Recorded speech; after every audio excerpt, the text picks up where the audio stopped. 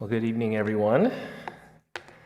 And those of you who are online, glad you could join us today. I hear that we have kind of a hybrid going on right here. 80% live, probably, 20% online. Yeah, so looking forward to the day when everyone will be able to gather together in person. Because it's felt, well, it's July already. And that's what blows me away, I think. It doesn't feel like July. In my head, it feels like February for some reason. But here we are, and this part of the passage normally is reserved for right around Easter time, Good Friday, you know? And so it's kind of an interesting passage to be going through with you today. But it was good to be able to study this, and I look forward to just sharing with you the things that I learned, and I pray that you will be able to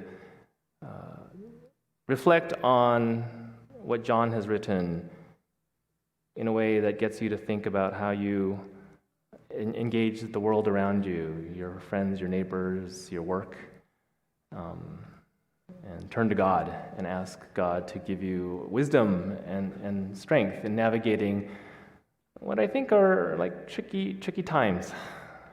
There's just a lot of stress. A lot of you have struggled past year and a quarter, and still struggling, I think, and that's okay. It's been confusing and stressful and tragic at times, and so we're just processing all these things, and at the same time, we're trying to, live our lives with our families, and so how do we do this as believers?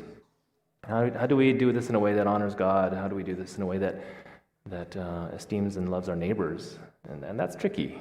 And so we're sort of, as a body of believers, trying to figure this out together, right? And so we turn to God with humility and ask for wisdom. And what I took away from this passage was that it actually is very appropriate in the sense that in this passage there are three voices. There's obviously three characters, but I think what John was trying to symbolize in these three people is that these are the voices that represent forces that we encounter in our everyday lives. They are powerful voices. And the question is, how do we navigate that? Which voice do we listen to? Which voice takes priority? I think that is the takeaway that we should wrestle with. I titled the message, The Truth, the Whole Truth, and Nothing But the Truth. That is the title of today's message. It comes from when you're in an American court and you get sworn in as a witness to give your testimony. You swear that you will tell the truth, the whole truth, and nothing but the truth. And you therefore are asked questions by the attorneys and maybe even by the judge. And you attest that whatever it is you respond to those questions will be the truth. And what's kind of fascinating about this process, though, is that both sides of the case will have their witnesses that will attest that they are telling the truth. But in the end, it is the judge who decides which truth prevails. And I think, according to this passage that we're going through, there's this idea that, or this question, what is truth? Because you have these three voices. You have these three, and they're all coming at the situation from a different perspective. But to each of them, it's very real. They really believe what they believe. But can all of them be right? And that is the thing that we have to wrestle with as we go through life, and there's different pressures on us. Like, which do we choose? Which one do we prioritize? Which one do we ultimately listen to? Which voice? So I'm going to walk us through the passage. A little bit of a long passage, so please bear with me.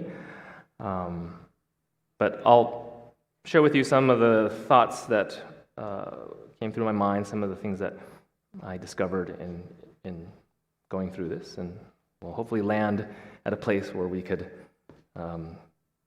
meditate on some questions that we can apply to our lives. So beginning in verse 28, I'm using the NASB version, so it's NASB is a little bit more of a literal translation, so it might not be as smooth as the NIV, but it does capture more of the nuance that was in the original text. So beginning in verse 28, it says, They brought Jesus from Caiaphas into the praetorium, and it was early. And they themselves did not enter the praetorium, so that they would not be defiled, but might eat the Passover. So let's pause there. So who's they? So it sounds like they are some people that bring Jesus from Caiaphas, who is a high Jewish priest. You can call him the leader, if you will. And they are the ones who brought Jesus from him to the praetorium. Who brings Jesus to the praetorium? It is the Jewish high priests. They have captured, you can say, Jesus. And they take him from the Jewish high priest into the praetorium, which is call it a governor's house of the Romans. So in that time, if you could think about it this way, that the Romans were in charge. They had the political power, they had the armies, they made the rules because they had the political power. They were the dominant force. And so the Jews who lived inside the Roman Empire, they were given some autonomy, if you will, to rule amongst themselves, but it was very clear who was in charge. At the end of the day, it was the Romans that were in charge.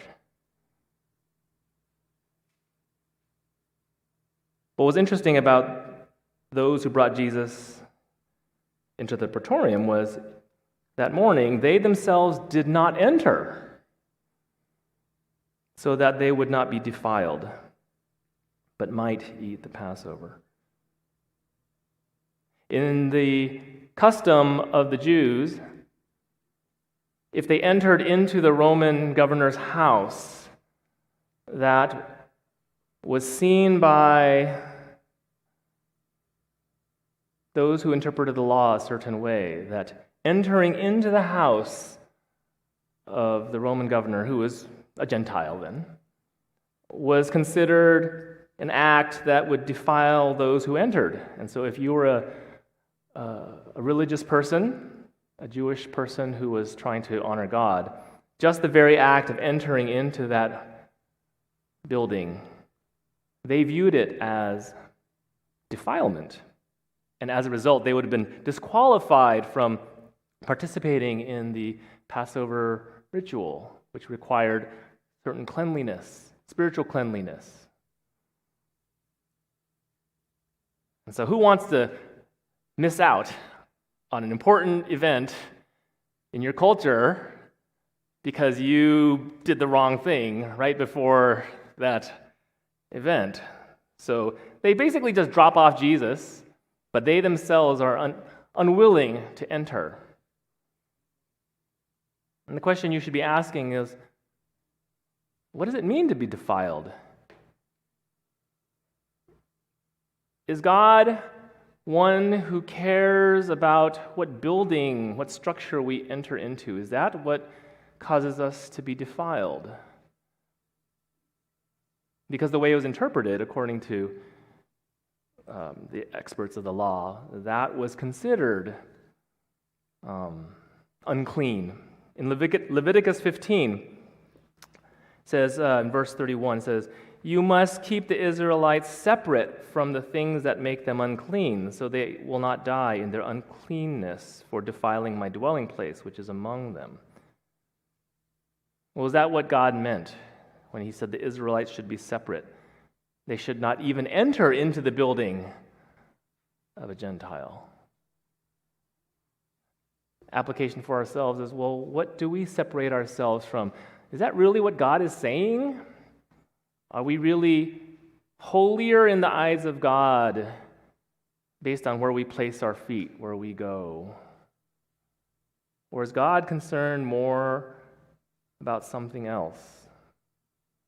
Because it is kind of ironic that at the same time that these religious leaders were trying to avoid being unclean, that they are delivering this Jesus to the Roman governor so that the Romans could execute him. It seems kind of strange that while they are trying to prepare for this religious event, the Passover, to celebrate God's mercy upon them for passing over them because of the blood of the lamb that was painted, that they are trying to have this Jesus killed. And that they're not even willing to do it themselves. They're trying to have the Roman government do it for them. There's an irony there. So in verse 29, therefore Pilate came out to them. Well, who's Pilate? Well, Pilate is this Roman leader who is either living or working out of the Praetorium. He's the one in charge. I believe that Pilate in this account represents the voice of power. Call it political power, authority. Pilate has the ability to command armies, and he has the law behind him to grant life or death to those who are accused of doing wrong. The religious people, they have cultural authority. They can influence people. People turn to them for wisdom, for guidance. But there is a limit to their influence. They do not have the ability that Pilate has, because Pilate has physical authority. And in verse 29, Pilate comes out and says to them, "What accusation are you bringing against this man?" It was early in the morning. So, first thing in the morning, a crowd shows up, brings this man, and clearly they want something from Pilate. They want something that is tied to his power, his authority. And in verse 30, they, the religious ones, they answered and said to him, "If this man were not a criminal, we would not have handed him over to you." Meaning, in some way, even though Pilate asked, well, what's the charge here? What is the accusation? Because under Roman law, you have to have a case. That is one thing that the Roman Empire was known for, is that it developed a legal system over several hundred years. It's not enough just to say, trust us. If this guy didn't do something wrong, he wouldn't be in front of you. We've already decided that something was wrong, and he should be guilty. It's obvious he's guilty. I don't think Pilate is buying that, because according to Roman law, there needed to be witnesses. There needed to be, kind of like the American law system, there had to be testimony. Public testimony, not done in secret. Out in the open. Accountability. And so, I think by verse 31, Pilate is a little annoyed. Because he's like, look, you got me up out of my office early in the morning. You bring this person to me. I'm asking you, what are the charges? And you're telling me, who has greater authority than you, trust me. You're essentially telling me to trust your judgment when I'm really the one who's the judge, who's in charge right now. So if I was Pilate, I don't know. I would be a little bit irritated. A little. So Pilate said in verse 31, he said to them, "Take him yourselves and judge him according to your law. In other words, well, obviously you don't need me then. If you've already found him guilty, then just deal with it. Why are you bringing me into this? This is your problem. I'm sort of hearing that. But he's a smart man. You don't rise to a position of power like that without being savvy and able to navigate situations like this.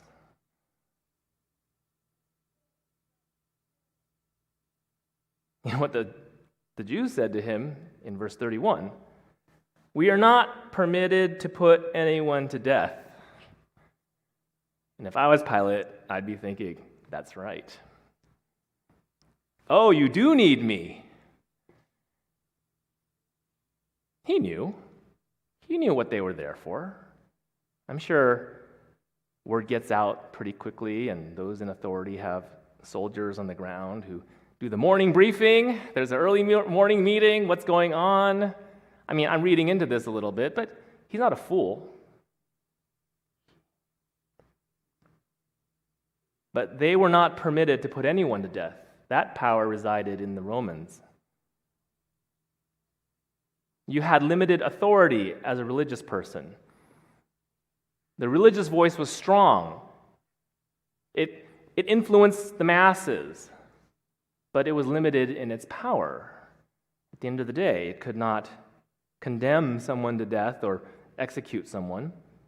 For that, you had to go through the Roman legal system, and then a judge, would listen to the evidence and then render judgment, and then the Romans were the ones who were able to do this. So in verse 32, what's interesting, it says, this happened so that the word of Jesus, which he said, indicating what kind of death he was going to die, would be fulfilled.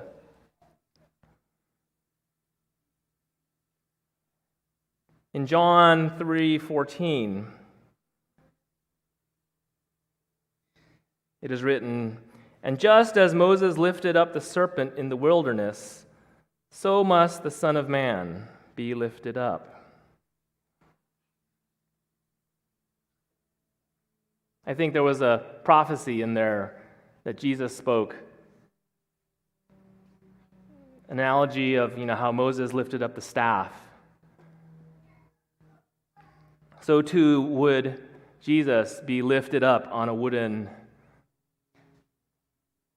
staff to signify that one day this was his fate, the kind of death that he was going to die. And so John points out this prophecy in verse 32. Okay, so we have these three voices.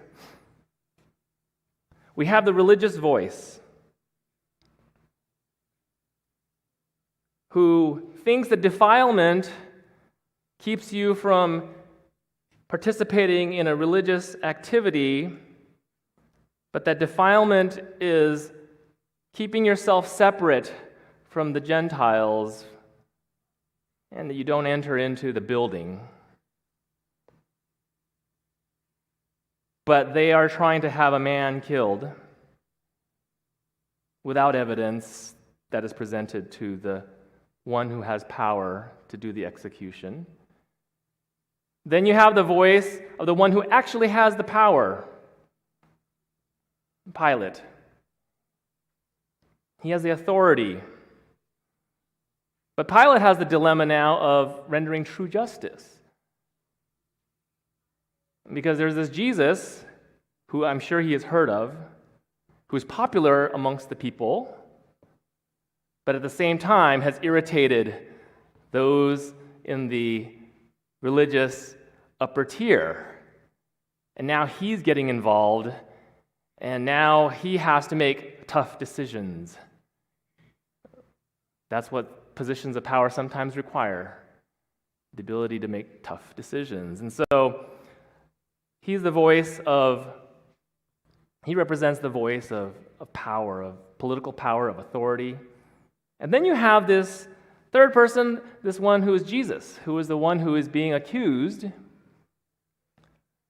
who the religious ones are trying to kill, and who has to now have a conversation with Pilate, who is going to try to figure out his fate, the fate of Jesus.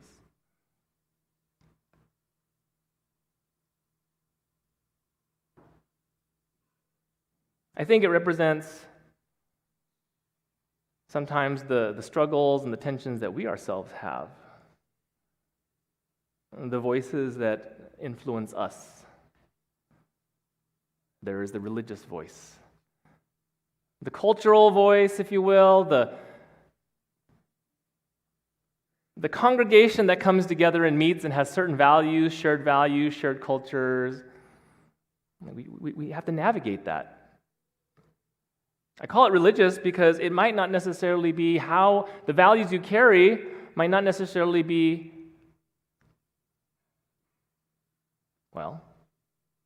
might not necessarily be how God sees things, because there's a cultural aspect to it.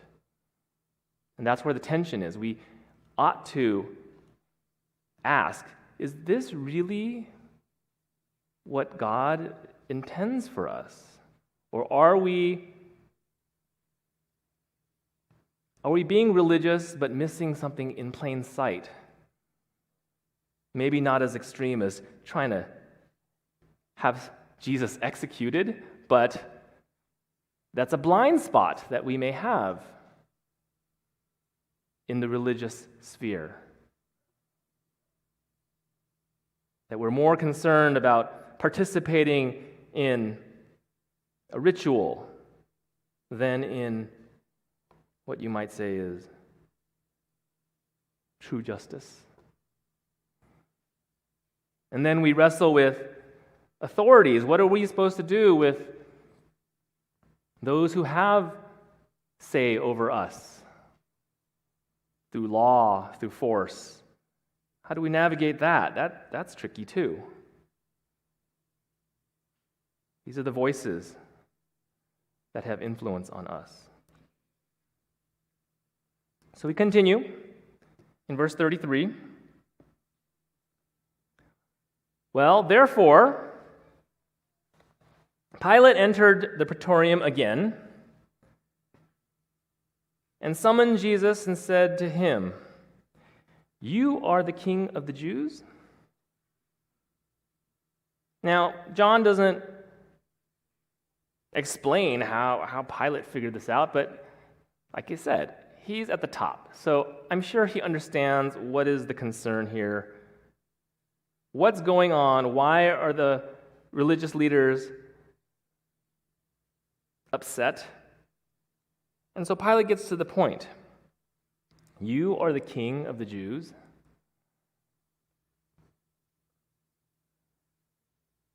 Jesus answered in verse 34, an interesting response. He doesn't say yes or no. He answered, "Are you saying this on your own, or did others tell you about me?" It's a very interesting response.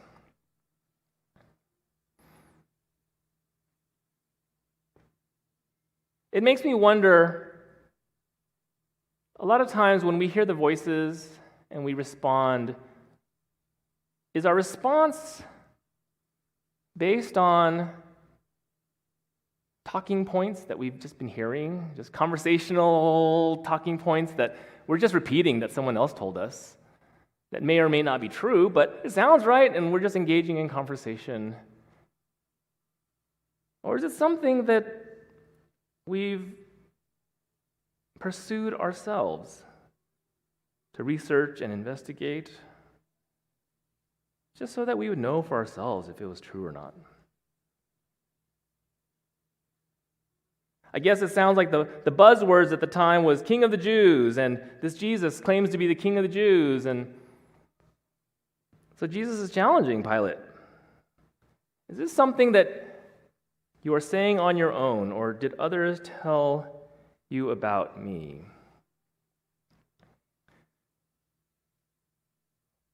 Because there is some responsibility, it sounds like, Jesus is putting on him to investigate for himself the truth. In the same way, I think it is God puts a burden on us when we listen to religious voices, voices of authority. Before we go and repeat those talking points, there is some burden, I think, on us to investigate. Is that really true?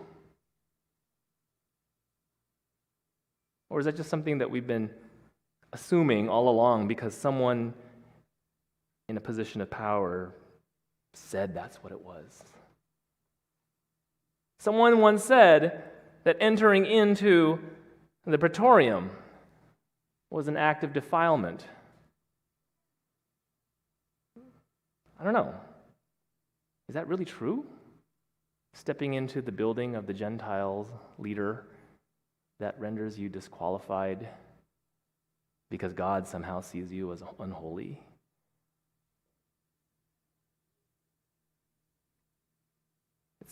It's a worthy question of asking.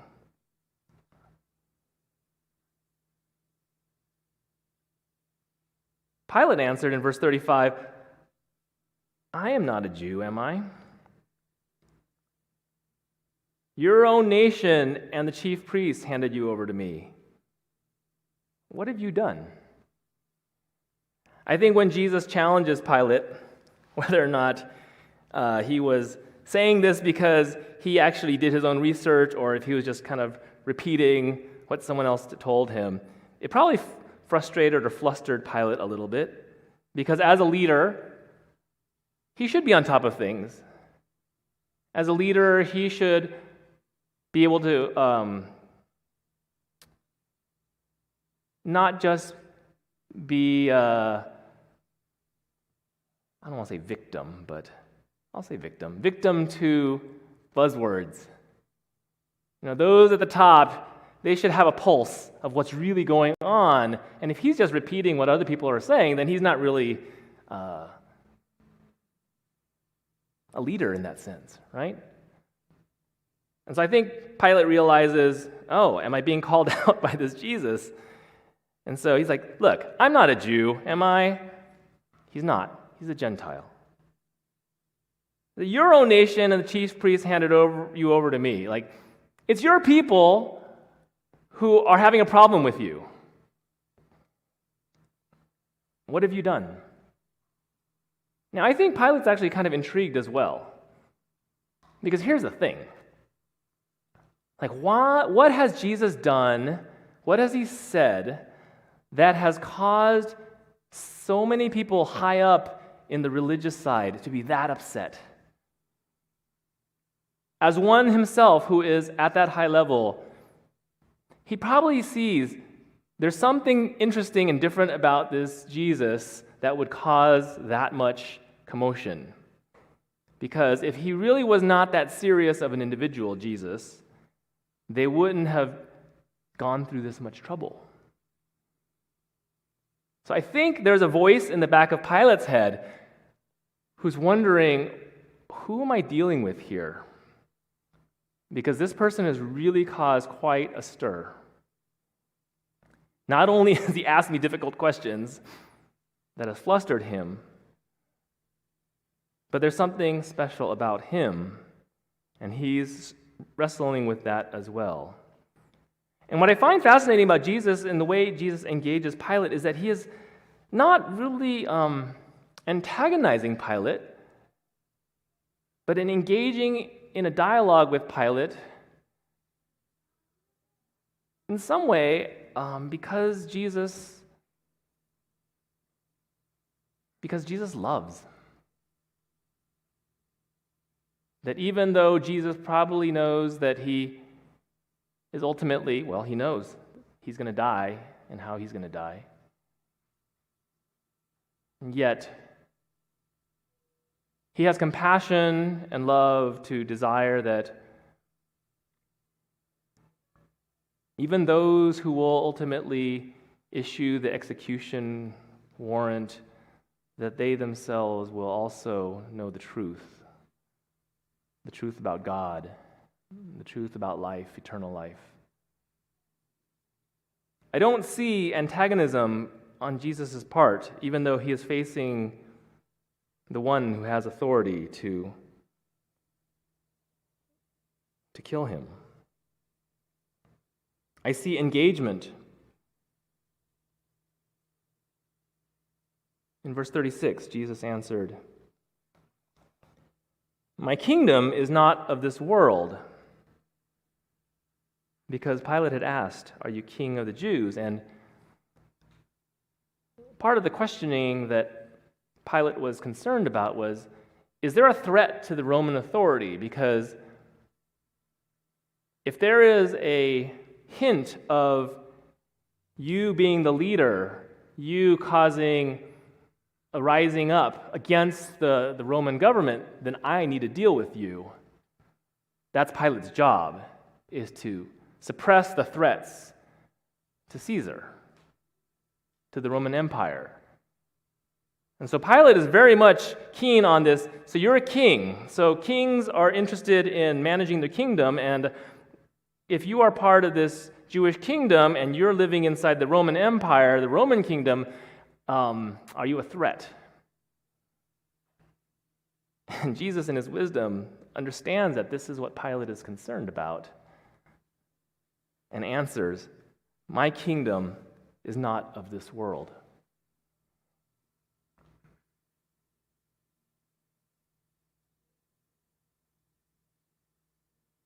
If my kingdom were of this world, my servants would be fighting so that I would not be handed over to the Jews, but as it is, my kingdom is not of this realm.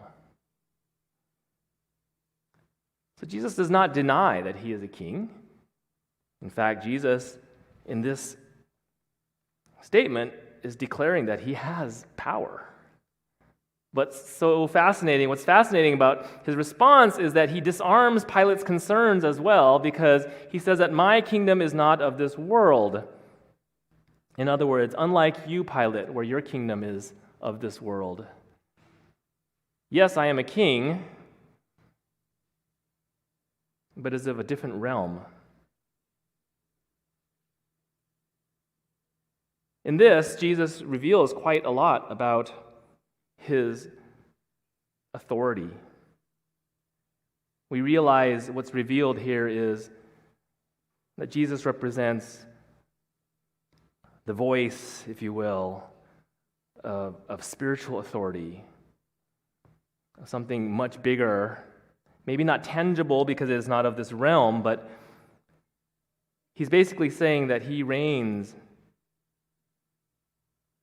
in a realm that is beyond the reach of the political, beyond the reach of the religious. Jesus is saying that I have servants, and if I was really concerned about this realm, the servants would not have even allowed this conversation to be happening, because they would not have allowed me to be taken and to be handed over to you. So he's not denying that Jesus has power. Jesus is not denying that he has power. He's just saying that it is a different realm. And so in verse 37, Pilate says to Jesus, and this is an interesting thing because you can't capture the intonation. It says, "So you are a king." Now, is it "so you are a king"? Or is it "so you are a king"? Well, we have to figure out for ourselves, like, what was Pilate's response? "So you are a king." Jesus answered, "You say that I am a king." You say correctly that I am king is how the translators added the word correctly to the original text. But the original text says, "You say that I'm a king." meaning that, Pilate, you're the one who's saying I'm a king. For this I have been born, for this purpose I have been born, and for this I have come into the world, to testify to the truth. Everyone who is of the truth listens to my voice. Now here, Jesus, he just goes and uses this moment to proclaim something like really profound and deep. Why he was there. And Jesus says that, for this purpose I have been born, and for this I have come into the world to testify to the truth. So was Jesus' goal and what was Jesus' goal? Jesus himself said is to testify to the truth. What is that? The truth. It's so ambiguous. What are you talking about? And then he says, everyone who is of the truth listens to my voice. I was thinking about that. This was the key point, I think, in this passage for me. Everyone who is of the truth listens to my voice. Because what Jesus is saying is that there is a truth. It's not your truth, my truth. No, Jesus came to testify to the truth. At the end of the day, when those who are sworn in testify that they will give the truth, the whole truth, and nothing but the truth, there is a judge at the end of the day who renders judgment. And Jesus is saying here, he has come into the world to testify to the truth. He acknowledges that there is a truth. The religious folks, they had their version of the truth. The Roman authority had his version of the truth. And Jesus comes and he says that my purpose is to testify to the truth. I will point you to the truth. And everyone who is of the truth, of this truth, listens to my voice. That's really interesting. Because it means if you don't listen to Jesus' voice, you are not of the truth.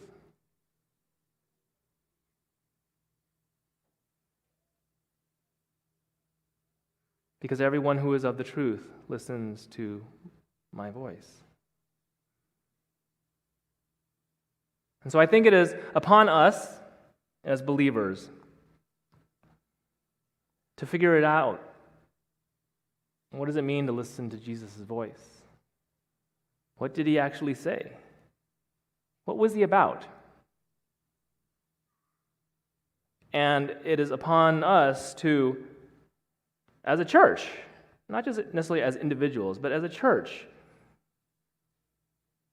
to figure out, is this truth something that Jesus really said? Or is it something that people are telling us that Jesus said? You see the difference? Is that what really Jesus believed? Is that really what he was teaching? Or is it stuff that we've just culturally gotten used to thinking that was what Jesus was about? What does Jesus actually say? What is his voice actually saying?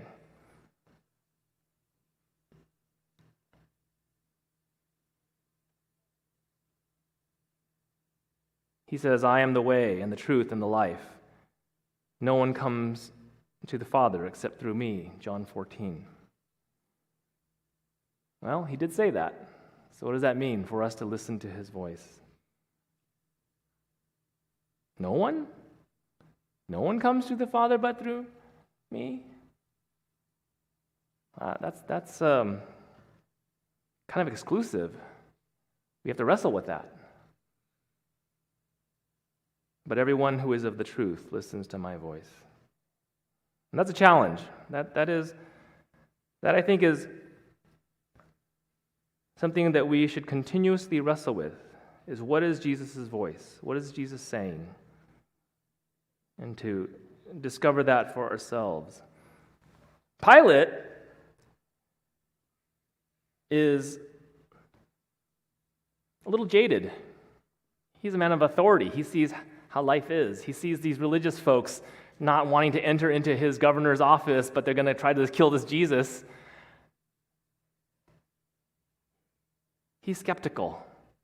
And so Pilate said to Jesus, "What is truth?" Because Pilate even recognizes, well, there's their truth, there's my truth. We all have our own truth. And in that sense, I think that's why Jesus, I think, had this compassion for him, because he sees that Pilate wrestles with this. And so Jesus is, I think, opening and giving this pearl, this opportunity to Pilate to reveal a little bit more about who he was and his purpose.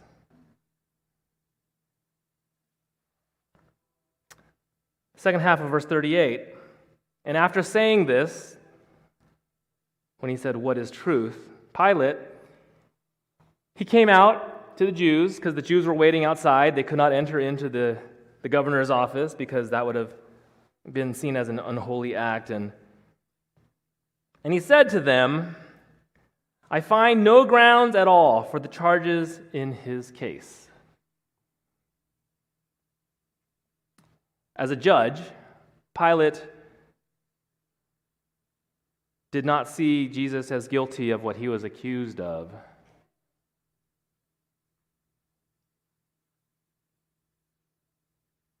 I think the Jews were trying to get Pilate to see Jesus as a threat to the Roman Empire,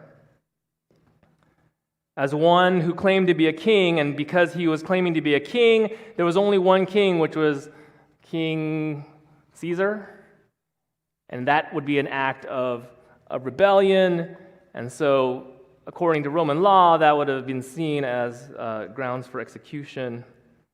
I think that was the logic in this situation. But Pilate says, "I find no grounds at all for charges in this case." And then here, in verse 39, Pilate sees the peril in his decision, because there is anger in the leadership of the religious. They represent a large group of folks who could cause trouble. As a leader, you're trying to make everyone happy, and sometimes decisions are tough. You know you can't make everyone happy, so you try to offer concessions. I think that's what's going on here. So even though Pilate is going to let him go based on there's no charges, he's trying to make a concession because he is an authority, so he's trying to make everyone happy in that sense. And he says, "However, you have a custom that I release one prisoner for you at the Passover." So he's giving these religious folks a choice. The religious folks who have been so careful not to enter into the governor's house, he's giving them a choice. He says, "Therefore, do you wish that I release for you the King of the Jews, this Jesus?" And in verse 40, they shouted again, saying, "Not this man, but Barabbas." And John writes, now Barabbas was a rebel, which is really ironic because Barabbas was a prisoner inside the Roman jail system who was arrested for being truly a rebel, truly trying to overthrow Roman authority. And they said, "No, we want you to release Barabbas." Barabbas means son of Abbas, which is son of the... So ironic. Please release for us son of the Father, who is really a rebel, and not this Jesus, King of the Jews. So interesting.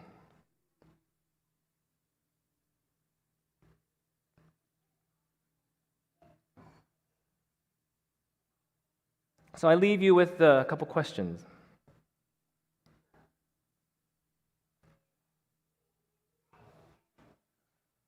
First question is, which voice do you listen to the most? As you think through kind of how you're navigating life in July of 2021, what affects your day-to-day? Is it the voice of religion and religious life? Is it the voice of authority? Authority could be government authority, political authority, work authority.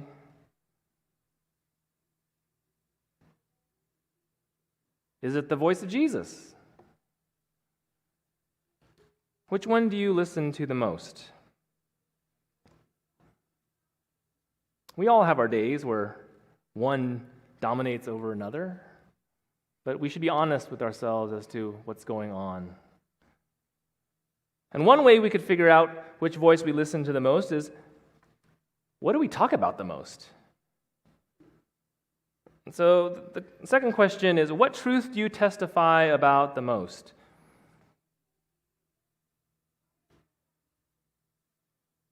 What we talk about the most reflects the voice that we listen to the most. So think through your days and hours, and what are you talking about? What are you testifying about? What are you speaking to about the most?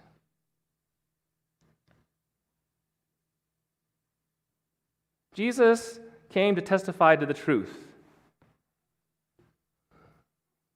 The truth that he testified about was that he was the way to life, and he was the way to life eternal. He would demonstrate this by dying upon the cross for the sins of man, that those who believed would have eternal life. His kingdom was not this world, and so his concern was eternity. And his love was great, so he wanted those who had fallen to be able to participate in life eternal. And that was what was on the heart of Jesus. As believers, that is what ought to be on our heart as well, that we testify about this truth.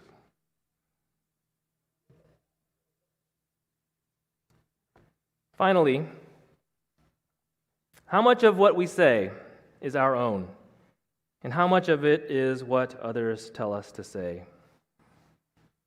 Especially as it comes to testifying about the truth about God.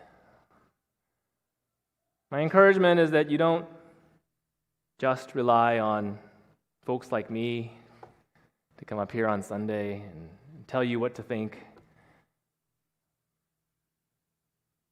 My hope is that the things that folks like me say will challenge you to say, is that really true what he just said? I would love for that to happen. That you would then go and discover for yourself with your community and explore and find out and learn and experience the joy of learning about God, about his Son, and not just repeat what others tell you to say.